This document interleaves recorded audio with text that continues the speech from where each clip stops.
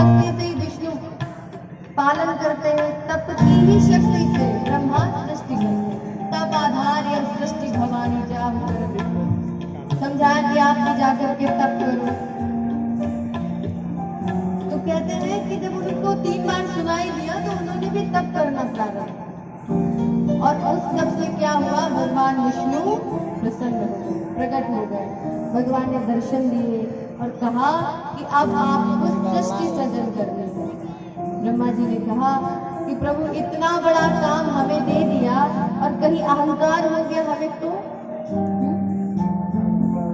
अब पूरा संसार उनको पूछता है ना, हो सकता ब्रह्मा जी को अहंकार हो जाए। उस समय भगवान ने उन्हें ऐसा ज्ञान सुनाया कि आपको कभी अहंकार हो ही नहीं। वो क्या था, चतुश्लोकी भागवत, अहमेवास्मेवाग्रे नान्यद यद तदसत्परम पश्चादहं यदेतच्च यो वसुस्तेत सोऽस्म्यहम् ऋतेर्थं यत् प्रतीयेत न प्रतीयेत चात्मनि तद विद्यात्मनो मायां यथा भाषो यथा तमः यथा वहान्ति भूतानि भूतेषु चावतिष्ठन्ति प्रविष्टानि प्रविष्टानि तथा तेषु न तेषु। एतावदेव जिज्ञासुं तस्य जिज्ञासुरात्मना अन्वय व्यतिरेकाभ्यां यत् स्यात् सर्वत्र शरणं। आपको पता, ये जो 4 श्लोक आपको सुनाए ना, इन्हीं 4 श्लोकों फिर ये 18,000 श्लोक, ये 4 श्लोक ही हैं जिनको व्यास जी ने 18,000 श्लोकों में परिवर्तित किया। इन्हीं का अर्थ है। इसका अर्थ क्या है? अब भाई जो हम सुन रहे हैं उसका अर्थ अच्छे से पता होना चाहिए ना। मान लीजिए 18,000 का अर्थ तो नहीं सुन पाएंगे एक एक से, बहुत समय लगेगा ना। 18,000 मैं आपको बताने बैठूं तो मुझे यहाँ बहुत साल रहना पड़ेगा। तो 18,000 तो बहुत ज्यादा हो गए। 4 श्लोक, और वो 4 श्लोक क्या कहते हैं? वैसे ना हिंदी में भी अगर उसका अर्थ सुने ना तब भी बहुत कठिन का है। मतलब जैसे आप लोगों को सुनाऊं तो आप लोग को ऐसा लगेगा बहुत कठिन है, क्या बता रही है ना। क्योंकि हिंदी में बहुत टफ लैंग्वेज है, क्योंकि उसमें बहुत साहित्यिक भाषा का प्रयोग होता है ना। भागवत जी में किसी ऐसी भाषा का तो प्रयोग होता नहीं है। तो अहमेवास्मेवाग्रे नान्यद यद तदसत्परम पश्चादहं यदेतच्च यो वसुस्तेत सोऽस्म्यहम् ऋतेर्थं यत् प्रतीयेत न प्रतीयेत चात्मनि। इसका अर्थ है सृष्टि के पूर्व केवल मैं ही था। सृष्टि के पूर्व केवल मैं ही था। ये अहमेवास्मेवाग्रे नान्यद यद तदसत्परम। इस संसार में सत असत स्थूल सूक्ष्म कुछ भी नहीं है, और मेरे चले जाने के बाद भी जो रहता है वो भी मैं ही हूँ, और मुझसे पहले जो रहता है वो भी मैं ही हूँ, और मेरे रहते भी जो रहता है वो भी मैं हूँ। अर्थात जो कुछ भी है ना इस संसार में वो सब ब्रह्म है, वो सब भगवान, सब कुछ भगवान है।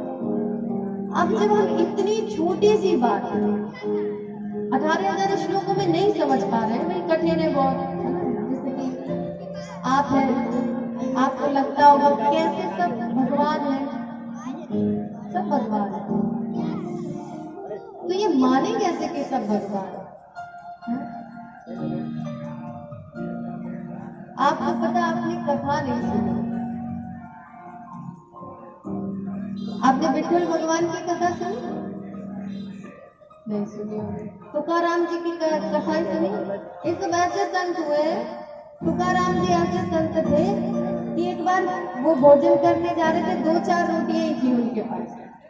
तो ना एक कुत्ता आया और आकर के उनकी वो भी रोटियां उठा ले गया। तो वो पीछे पीछे दौड़ने लगे, और पीछे क्यों दौड़ रहे थे, और वो भाग रहा था। वो सोच रहे थे ये मुझे मारेंगे, पर वो इसलिए वो ना घी का डिब्बा लेके दौड़ रहे थे, कह रहे पागल ऐसे मत खा, घी लगवा लो उसमें। वो इसलिए दौड़ रहे थे। और फिर वो भूखे ही रहे हैं। तो जब संत की ये दृष्टि हो जाए कि भाई कोई भी खाए, हाँ, सब भगवान ही है, और आपको पता है फिर भगवान ने उन्हें उसी रूप में दर्शन दिए। वो भगवान ही थे जो ये देखने आए थे कि सच में तुम सब में भगवान देखते हो या बस नाटक ही करते हो।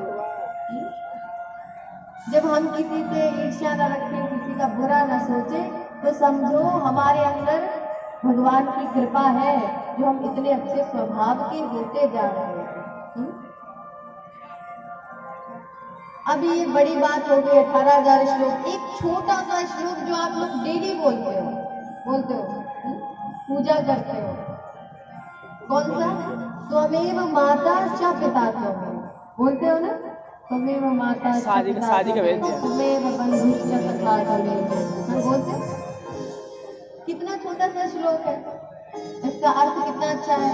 आप ही माता हो, आप ही पिता हो, आप ही बंधु हो, आप ही सब कुछ हो। अब जस्ट इसका उल्टा करना है, थोड़ा सा उल्टा। क्या उल्टा करना है? कि माता में भी तुम ही हो, पिता में भी तुम ही हो, बंधु में भी तुम ही हो, पत्नी में भी तुम ही हो, पति में भी तुम ही हो, सब में तुम ही हो। जब उल्टा करेंगे ना तो किसी से लड़ाई नहीं हो सकती, होगी लड़ाई। फिर आप तो ये सोचेंगे अरे मेरी सास में तो दुर्गा मैया है, नहीं इनसे लड़ाई नहीं करेंगे, है ना? आप सोचोगे नहीं मेरे ससुर में भगवान ब्रह्मा है, नहीं लड़ाई नहीं करनी है, ऐसा सोचने लग जाओ। बहू में सोचोगे नहीं लड़ना नहीं है, ये भी तो देवी ही है, हम क्या करें लड़कर बुरा करके। बहुत छोटी सी बात है, अगर हम इसको समझ लें तो घर में कभी लड़ाई झगड़े ही ना हो। कि सब भगवान के हैं, सब भगवान है, किसी से बैर रख के, किसी से लड़ के, उल्टा सीधा बोल के क्या मतलब निकलेगा। लेकिन हम बोलते रोज है ये श्लोक पर मानते नहीं है, बोलते हैं ना पर मानते ही नहीं है। यही तो बात है, हम लोग जानते बहुत कुछ है पर मानते कुछ भी नहीं।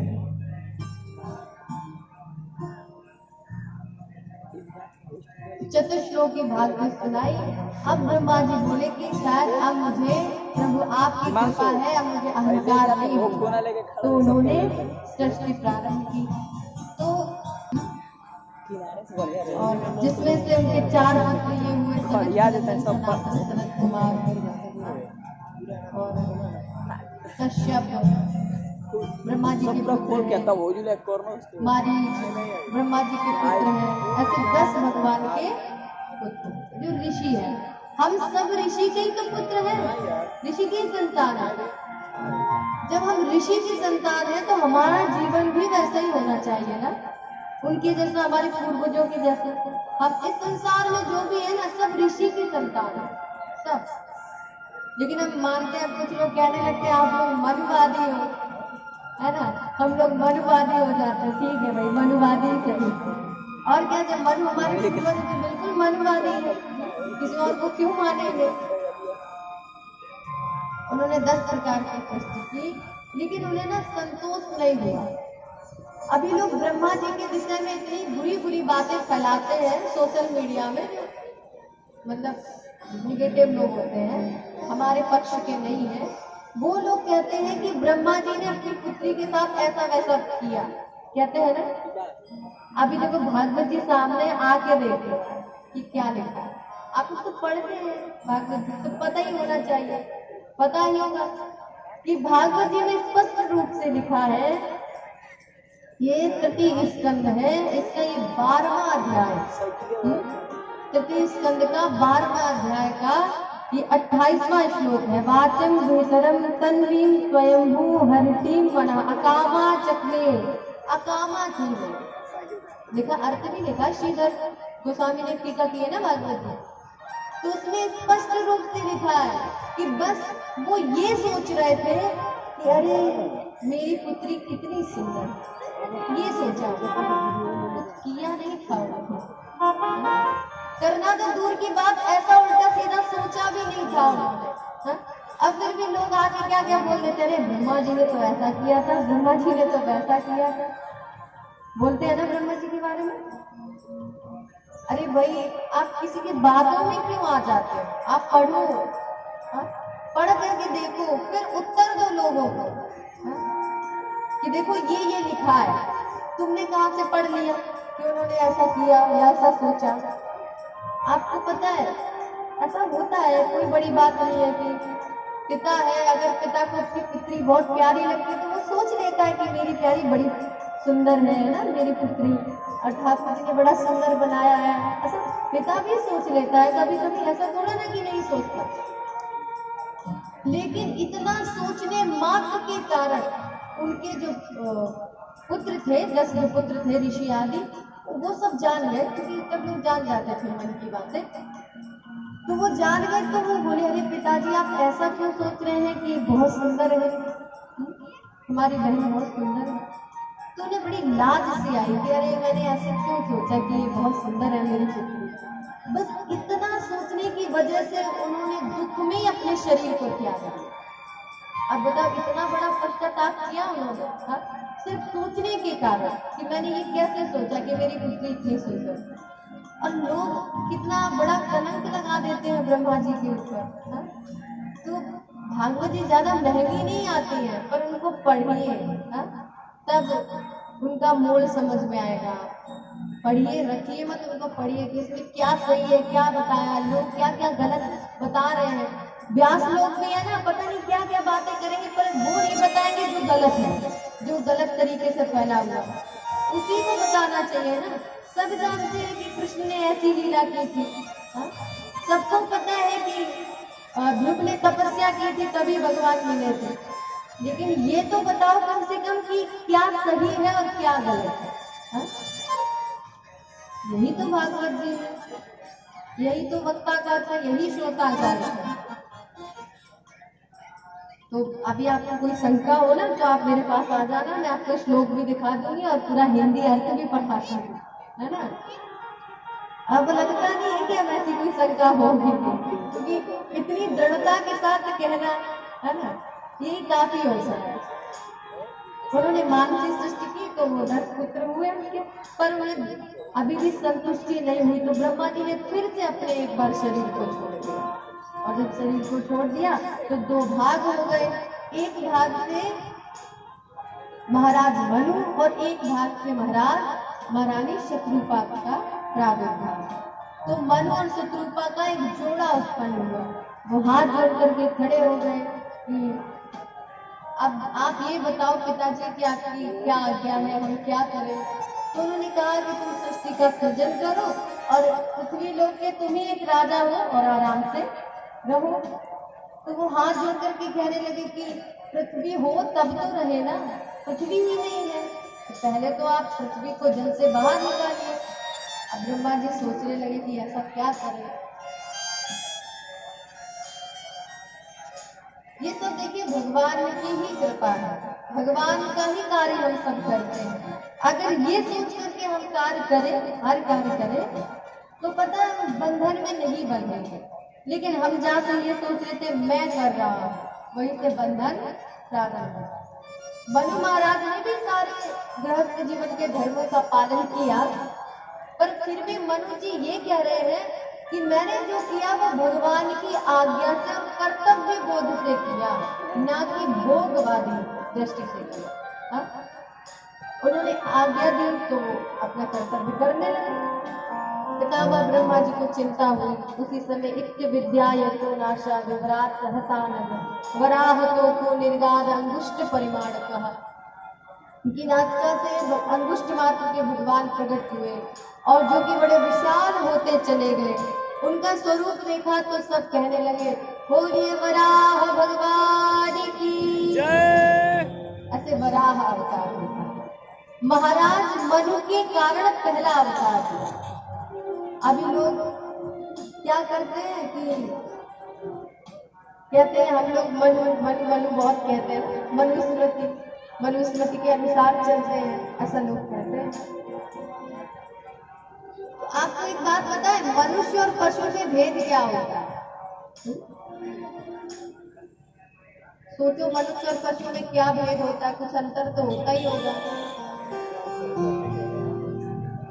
आहार निद्रा भय मैथुन, ये 4 चीजें है ना, ये चारों चारों चीजें पशुओं में भी होती हैं और ये चारों चीजें मनुष्यों में भी होती हैं। हाँ? भोजन करना, सोना, मृत्यु का भय, संतान आदि, ये चारों चीजें पशुओं में भी है और मनुष्यों में भी है। अच्छा, तो फिर हम उनसे महान कैसे हो गए? सोचने वाली बात है। हम उनसे कहते हैं तुम तो पशु हो क्या, पशुओं की तरह हरकतें कर रहे हो, कहते हैं ना लोगों से, पशुवत काम कर रहे हो, जानवर हो क्या, ऐसे कहते हैं। तो भाई हम अपने आप को महान किस बेसिस पे मानते हैं कि ये जानवर है, हम महान हैं? क्यों मानते हैं? सिर्फ एक बहुत छोटा सा अंतर होता है। अंतर क्या है कि जो पशु है उनमें कर्तव्य बोध नहीं होता और हम मनुष्य हैं इसलिए हमें कर्तव्य बोध होता है। इतना अंतर। अर्थात वो पशु है इसलिए वो धर्म और अधर्म नहीं जानते हैं, तभी तो वो ऐसे कार्य करते हैं। हम मनुष्य हैं इसीलिए हमें धर्म अधर्म का बोध है, और अगर हम मनुष्य होकर के अधर्म ही कर रहे हैं तो हम मनुष्य होते हुए भी पशु ही है, मनुष्य नहीं है।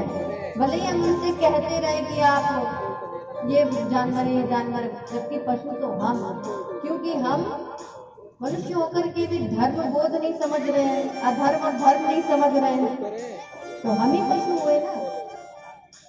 अर्थात सोना, खाना, और जितने भी संसार के कार्य वो सब हम भी करते हैं, पशु भी करते हैं। परंतु अगर हम सच में मनुष्य हैं तो हमें ईश्वर का भजन अवश्य करना चाहिए, यही मनुष्यता है। और कुछ अंतर नहीं है मनुष्य और पशु में। ऐसा मनुस्मृति का है ये श्लोक, आहार मैत्रा भय मैत्रा। मनु महाराज ही कहते हैं कर्तव्य बोध, धर्म का बोध।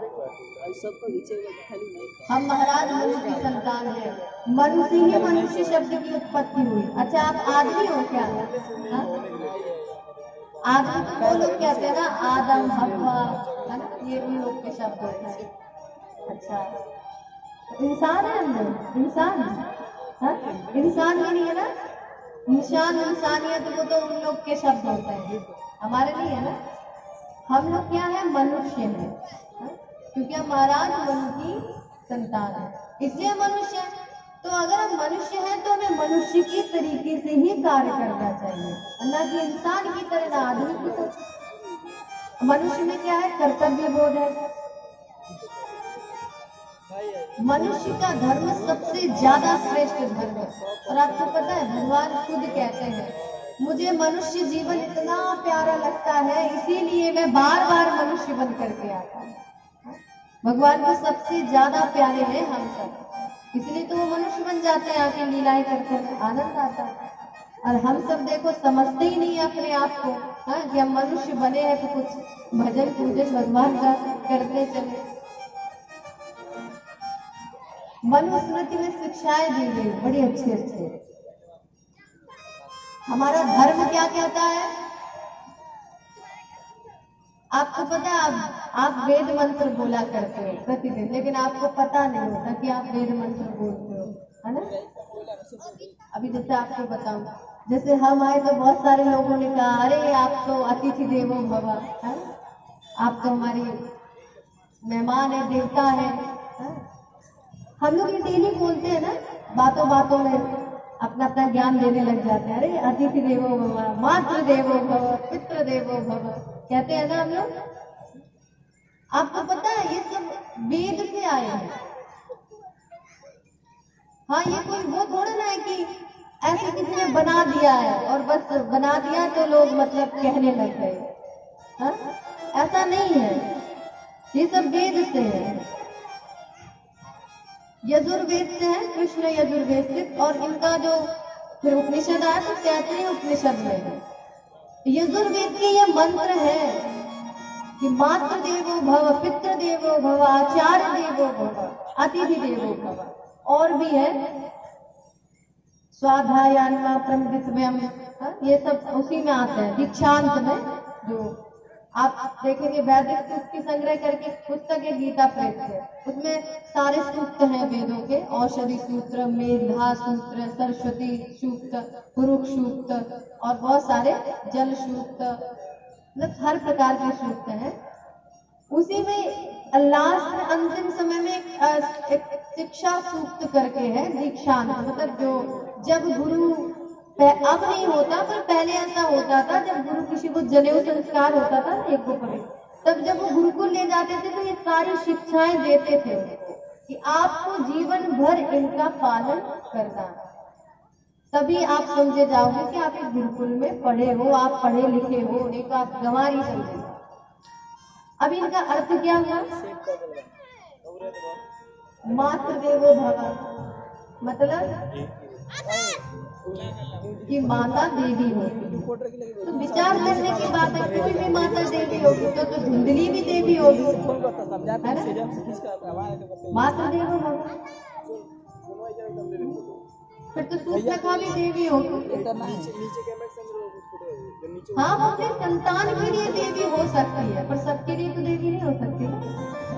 तो मात्र देवो भव, परंतु कौन सी देवी, कौन सी माँ देवी होती है? तो वेद कहता है वही माँ देवी होती है जो माँ अपने संतान को, जैसा कि उदर भरे सोई धर्म सिखावा, ये वाला जो धर्म है ना कि पेट भर जाए बेटा, तुम कुछ भी करो, चाहे जुआ खेलो, चाहे जहाँ बैठो, चाहे किसी को मारो, चाहे पीटो, बस पेट भरो। ऐसी माँ कभी देवी नहीं हो सकती। माँ कौन सी देवी है?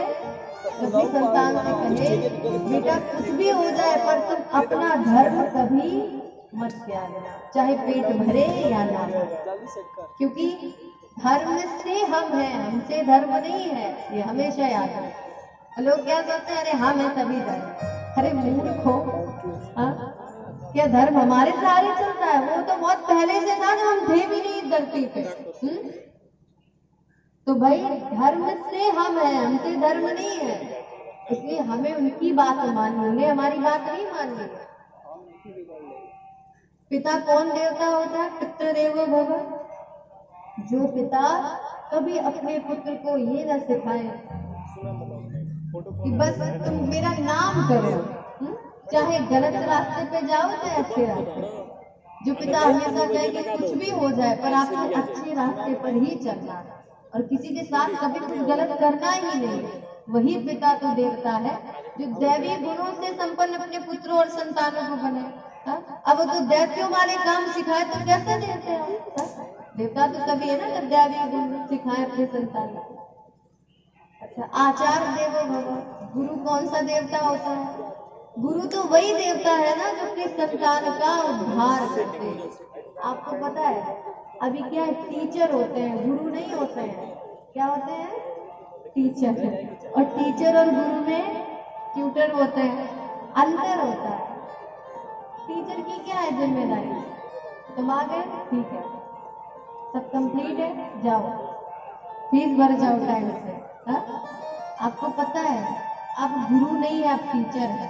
सच में गुरु तो वो है ना जो अपने स्टूडेंट के, जो अपने विद्यार्थी के जन्म से लेकर के मृत्यु तक की व्यवस्था करना है, पूरी व्यवस्था की तुम्हें कैसे मुक्त होना है, वही तो गुरु है, जो शिष्य को मुक्त कर दे। आजकल गुरु नहीं मिलते, टीचर मिलते हैं। और विद्या कभी धन से पढ़ाई भी नहीं जाती, इसलिए तो आती नहीं आजकल लोगों को, क्योंकि धन पहले लेते हैं फिर पढ़ाते हैं। आपको पता है काशी के विद्वानों का ये स्वभाव रहा है। काशी में ये जो काशी का प्रॉपर ब्राह्मण होगा ना, वो कभी भी धन लेकर के आपको शिक्षा नहीं देगा, कभी भी। लेकिन अब कुछ लोग पहुंच गए इधर उधर से, हम उन लोगों ने सब शुरू कर दिया और काशी को ही बदनाम कर दिया। नहीं तो कभी भी ब्राह्मण धन लेकर के विद्या नहीं देता, क्योंकि विद्या इतनी बड़ी है कि धन क्या है महाराज। विद्या सारे संसार के धन को आपके चरणों में रख देती है। लेकिन अब ये सारी चीजें चली, तो गुरु तो वही है ना देवता जो आपको मुक्त कर दे। अच्छा, अतिथि कौन सा देवता होता है? अब हम अपनी बात कर रहे हैं। अतिथि कौन सा देवता होता है? अतिथि तो वही देवता है ना जो आए, और आए तो आ करके उसके आने से ऐसा ना हो कि हमारे मन में गलत विचार आए और लड़ाई झगड़ा करा दे आके, हाँ? कि देखो वो हमसे ऐसा कह रहा है तो तुम्हारे बारे में, और जब वो तुम चले जाओ तो उससे कहने लगे जाके कि देखो वो तुम्हारे बारे में ऐसा कहते रहते हैं ना, भाई फिर अब कैसे देवता? फिर तो पता है ऐसे अतिथि को ना बाय बाय कर देना चाहिए, बहुत जल्दी जाइए अपने घर जाइए। अतिथि तो वही है ना जो आए, प्रेम से भोजन पाए, हाँ, हमारा भोजन पाए, हमें आशीर्वाद दे, और बड़ी आशीर्वाद दे के जाए, अच्छी शिक्षाएं दे के जाए, वही तो अतिथि है ना देवता। कई कई घर में आ जाते हैं ऐसे देवता, है ना, कि लड़ाई लगा के आग लगा के ही जाते हैं, और भगाओ तो तब भी नहीं जाते हैं। ऐसे ऐसे भी देवता है दुनिया में। तो ये तो खुद की उपज होनी चाहिए ना, क्या सही है क्या गलत, क्या धर्म है क्या अधर्म। ये सब हमारे वेदों ने सिखाया, ये सब उपनिषद ने बताया, ये स्मृतियों ने बताया, और हम लोग क्या करते हैं, स्मृति पढ़ते ही नहीं। 18 स्मृतियां हैं, एक नहीं 18। और सच पूछा जाए तो मनुष्य के लिए, जैसे ये संविधान हमारे लिए बहुत महत्वपूर्ण है ना, हमारे जीवन के लिए, वैसे स्मृतियां भी हमारे लिए उतनी ही महत्वपूर्ण है। ये तो सभी विद्वानों ने मिलकर के बनाई हम सबके लिए कि हम अच्छे से जीवन जिए। परंतु वो जो मनु महाराज और अन्य स्मृतियां जो लिखी गई हैं, संहिताएं वगैरह लिखी, वो इसीलिए लिखी गई कि हमारा जो, इससे पहले मान लीजिए ये संविधान नहीं था तो क्या लोगों का जीवन अच्छा नहीं था? विचार करो ना, क्या लोगों का जीवन बेकार था? कोई भी किसी को मारता था, कोई भी मार देता होगा फिर तो, है ना? ऐसा कुछ भी नहीं था। ये जितनी स्मृतियां थी यही संविधान का कार्य करती थी, और यही तब देखो इतनी समस्याएं भी नहीं होती है। ये भी नहीं कि कोई अपनी आर्मी बनाए है तो कोई अपना समाज बनाए है, कोई अपना कुछ बनाए घूम रहा है, तब इतनी समस्याएं नहीं थी। कहने का तात्पर्य यही है कि ये सब संविधान का ही कार्य करते हैं। कम से कम 18 ना सही तो मनु स्मृति तो पढ़नी ही चाहिए, और पढ़ के उतारना भी चाहिए।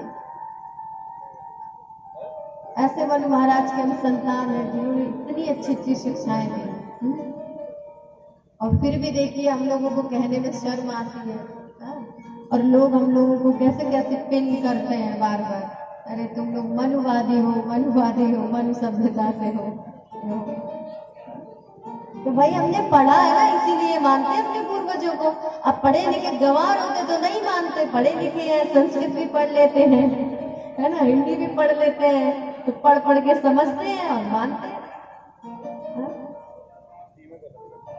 तो ये सब पढ़ना चाहिए।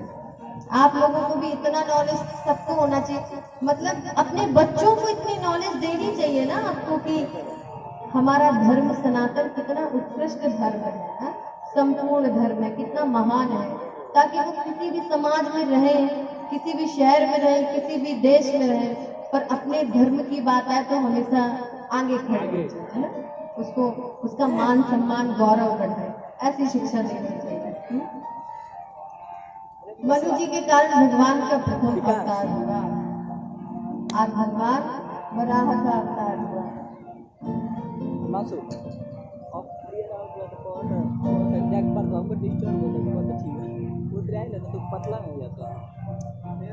अब मनु महाराज महान है तभी तो पहला अवतार हुआ ना उनके कारण,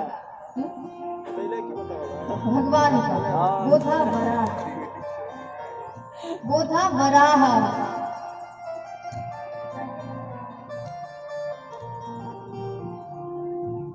लोग शुकर को कैसा कैसा बोलते हैं, सोचने वाली बात है। भगवान वराह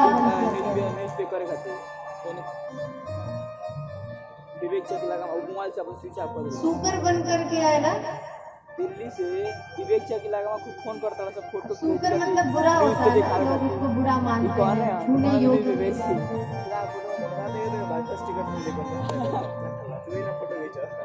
बुरा मानते हैं ना शुकर को, जबकि पता है ये क्या पढ़ाया गया है सब, सच बता रहा है।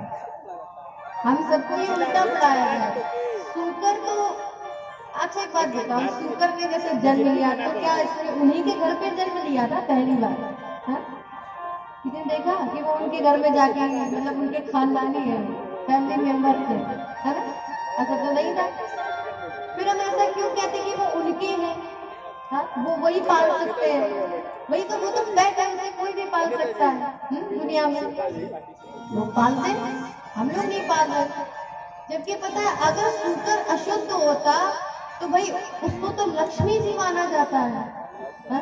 तो भाई उसे लक्ष्मी जी क्यों कहते हैं? सोचो। अशुद्ध वो अपने भोजन की वजह से हो गया, क्योंकि अब आप एक बात बताइए, जब समाज में हम उसे रहने नहीं देंगे तो वो कहाँ जाएगा? गंदगी में रहेगा तो गंदगी में ही जाएगा। हाँ? इसका कारण ये है कि हमने उसे अशुद्ध बनाया है, वो अशुद्ध नहीं है। हाँ? अगर ऐसा होता तो भगवान विष्णु ऐसे तो है नहीं कि 84 लाख योनियों में उन्हें कोई मिला नहीं, कुछ भी बन के चले आते। बताओ, शुक्र बन के क्यों है? क्योंकि वो अशुद्ध नहीं है, ये हमने बनाया, हमने उसे ऐसा कर दिया, ठेका दे दिया एक लोगों को, नहीं आप ही पालो, आप अपने तरीके से जैसे चाहो वैसे रखो, है ना? फिर कहने लगे कि वो छूट है, उसे छुआ नहीं जाता, उसे छुआ नहीं जाता।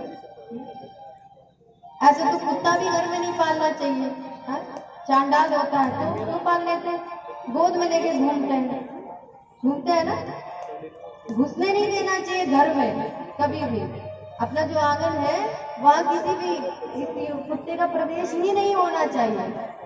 अब फिर भी लोगों के वहां तो छोड़ो, लोगों के साथ सो जाता है वो, है? लोग खिलाते हैं और उसको बिस्किट बिस्किट खिलाते हैं, बड़ा लाड़ प्यार करते हैं, तो आपकी संतान से ना करें। देख रहे हैं दुनिया में तो ऐसे नहीं होता कि आपको जो अच्छा लगे वो धर्म हो जाएगा, है? और जो बुरा लगे वो अधर्म हो जाएगा। भाई आपसे ज्यादा धर्मज्ञ लोग हमारे लिए लिख के चले गए हैं क्या सही है क्या, तो हमें उनके ही अनुसार चलना चाहिए, अपने पूर्वजों के अनुसार। आज बराबर उनके दुख को दूर करने के लिए, पृथ्वी को लाने के लिए, अभी देखो लोग कहने लगते हैं कि पृथ्वी मतलब गोल है, ये अभी हमें अंग्रेजों ने बताया। हा? कहते हैं ना, आजकल की यंग जनरेशन कहती है पृथ्वी, अच्छा ये अंग्रेजों ने बताया। अगर अंग्रेजों ने बताया तो गोस्वामी तुलसीदास जी ये क्यों लिख रहे थे कि लक्ष्मण जी को क्रोध आया और लक्ष्मण जी बोले, अरे कंदु के ब्रह्मांड उठावा काटे, कांचे घट जिमी डारा फोड़े, क्यों कहा उन्होंने? वो क्या कह रहे हैं कि मैं पृथ्वी को गेंद के समान उठा लूंगा और फोड़ डालूंगा। तो मतलब ये लोग झूठ बोलते हैं ना? अरे ये झूठ ही बोलते हैं, सनातन धर्म से आगे किसी का विज्ञान कभी रहा ही नहीं। हा? बहुत पहले सभी ने बताया कि पृथ्वी गोल है, गोल पृथ्वी थी, तभी तो भागवत जी में लिखा कि गोल पृथ्वी है और भगवान अपने दोनों दांतों के बीच में से बड़े प्रेम से रख के लेते हुए चले आ रहे हैं। ऐसा लग रहा है कि जैसे श्री ठाकुर जी की बहुत विशाल है ना बड़ा भगवान, तो ऐसा लग रहा है कोई मोती रखा हुआ, नीला मोती। अब आप सोचो, जब पृथ्वी गोल, मतलब पहले से पता है ना, कंद लक्ष्मण जी क्या कह रहे हैं, मैं गेंद की तरह उठा लूंगा। अभी जैसे आप किसी का एग्जाम्पल भी दोगे, सपोज दैट आप कहो कि गुड़ कैसा लगता है, जैसे आपसे कोई कहे गुड़ कैसा लगता है, तो आप ये थोड़ी ना कहोगे मिर्ची की तरह लगता है, मतलब कहोगे? बताओ, ऐसा नहीं कहोगे। आप क्या कहोगे? थोड़ा थोड़ा चीनी की तरह लगता है, मतलब मीठा लगता है। एग्जाम्पल भी ऐसा ही दिया जाता है ना कि मिलता जुलता हो। इसीलिए तो लक्ष्मण जी कह रहे हैं ना कि मैं गेंद की तरह उसको उठा लूंगा, क्योंकि तरह का मतलब है कि वो गेंद की तरह ही गोल है, इसीलिए उसको उठाना। अभी लोग आए और उन्होंने आकर के बताना शुरू कर दिया, हा? और फिर निर्णय दे दिया अपना। अब हम मान गए वो बड़े महान है, वो बड़े महान है। ऐसा नहीं है, पहले अपने धर्म को समझो तो, जानो तो कितना महान है, तब किसी और को महानता का खिताब दो।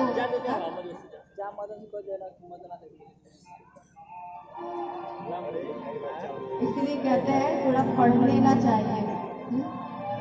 सुना सुनाया ज्ञान अच्छा नहीं होता है? हमने इनसे सुना उनसे बोल दिया, उन्होंने उनसे सुना उनसे बोल दिया। अभी पता नहीं ये बात कितनी फैली, कितनी सही कितनी गलत है? तो आज बड़ा भगवान इस समय हिरण्याक्ष के पास पहुंचे तो हिरण्याक्ष से पृथ्वी को लिया और सबसे पहले तो पृथ्वी को स्थापित किया शांति से एक जगह। फिर उन्होंने हिरण्याक्ष से युद्ध करा। हिरण्याक्ष कहने लगा कि अरे सत्यम भयम भवो वन गोचरः।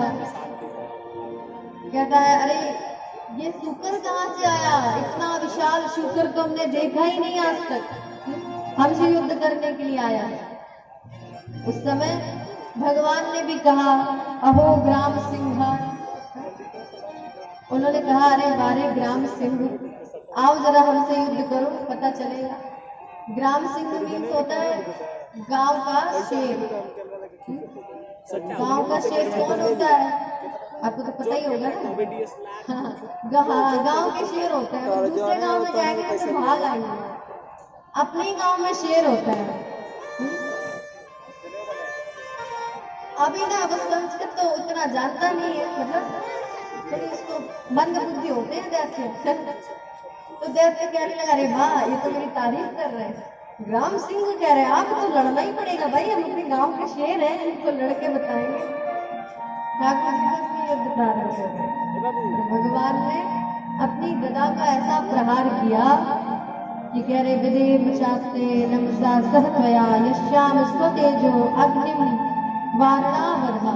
भगवान ने अपने गदे के प्रहार से कहते हैं उसकी पीठ में मारा, तो वैसे उसके मुख से रक्त की धारा निकलने लगी और उसके प्राणों का अंत कर दिया।